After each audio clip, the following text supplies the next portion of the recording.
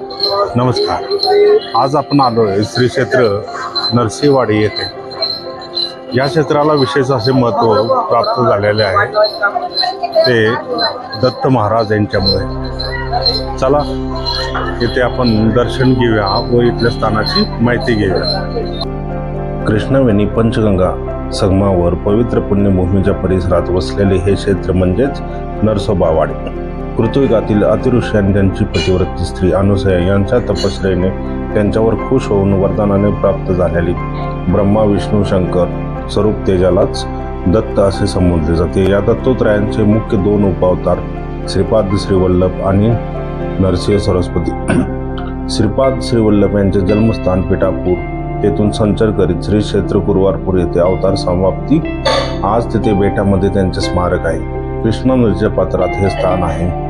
काही लोक एकांतवासासाठी येऊन आपले परमार्थिक जीवन व्यतीत करतात.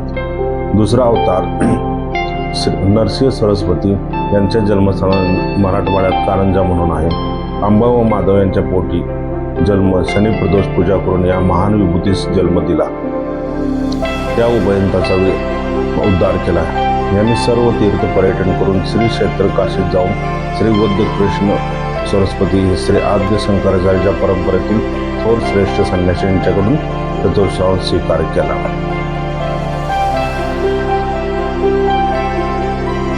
व जग दौऱ्यासाठी पायी पर्यटन करून तपश्चर्यासाठी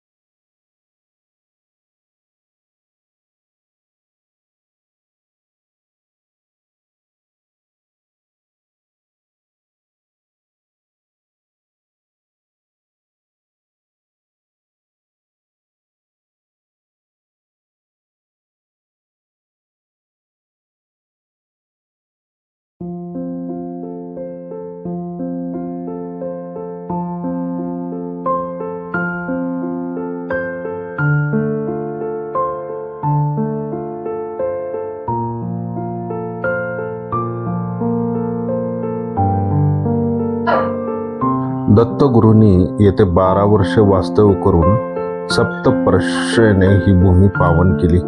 हा काळ सन 1456. शिवभूती तपश्चर्यासाठी येणार म्हणून थोर योगीराज श्री रामचंद्र योगी त्यांच्या दर्शनासाठी या भूमीत 100 वर्ष अगोदर इसवी सन 1356 येऊन राहिले. आजही त्यांची जिवंत समाधी येथे विद्यमान आहे.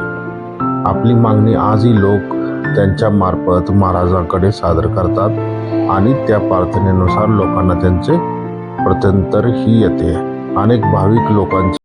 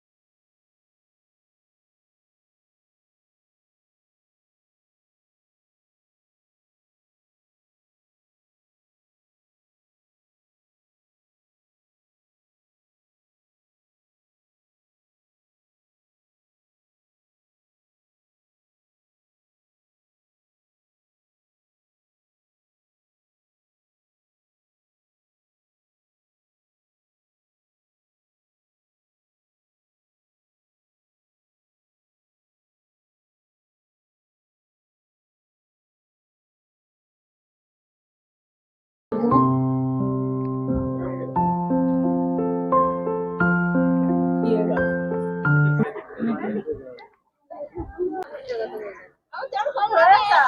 आपल्याला बोटिंगची सुद्धा सुविधा उपलब्ध आहे, जी पर पर्सन 30 रुपये आपण बघितलं आता, आणि बोटिंग सुद्धा करू शकतो.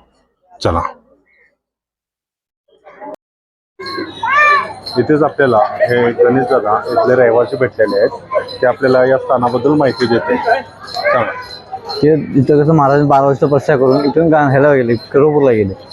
इथून पहिला इथं 12 वाजता तपस्या केली. मग औदुंबरला पण दत्तमाचं मंदिर आहे, इथं पादुका स्थापन करून औदुंबरला पण पादुका स्थापन आहे त्यांच्या इथून 12 वाजता तपस्या करून बाहेर मग ह्याला करोपूरला गेले आहे. इथं तुझं कृष्णा पंचगंगा संगम आहे. टोटल 7 नद्यांचा संगम आहे. इथं खालच्या 7 नद्यांचा संगम आहे. सववाडी हे अत्यंत छोटे गाव असल्याने बऱ्याच लोकांना इथे येण्या जाण्याची सोय काय आहे हे माहीत नाही. तसे 2500 लोकवस्तीचे गाव असले तरी कोणत्याही गोष्टीची गैरसोय येथे नाही. सर्व सुखसोयींनी परिपूर्ण असे हे छोटे शहर आहे, अशा अभिमानाने म्हणावे लागेल. कोठूनही मनुष्य आला तरी त्यास वाहनाची गैरसोय नाही. पुण्याहून व मुंबईहून येथे येण्यास थेट एसटी व रेल्वे गाड्या आहेत. नागपूर वगैरे गावाहून ही येथे येण्यास थेट रेल्वे आहेत. जयसिंगपूर हे रेल्वे स्टेशन आहे, तेथे उतरून एसटी अथवा बसने येथे येऊ शकतात.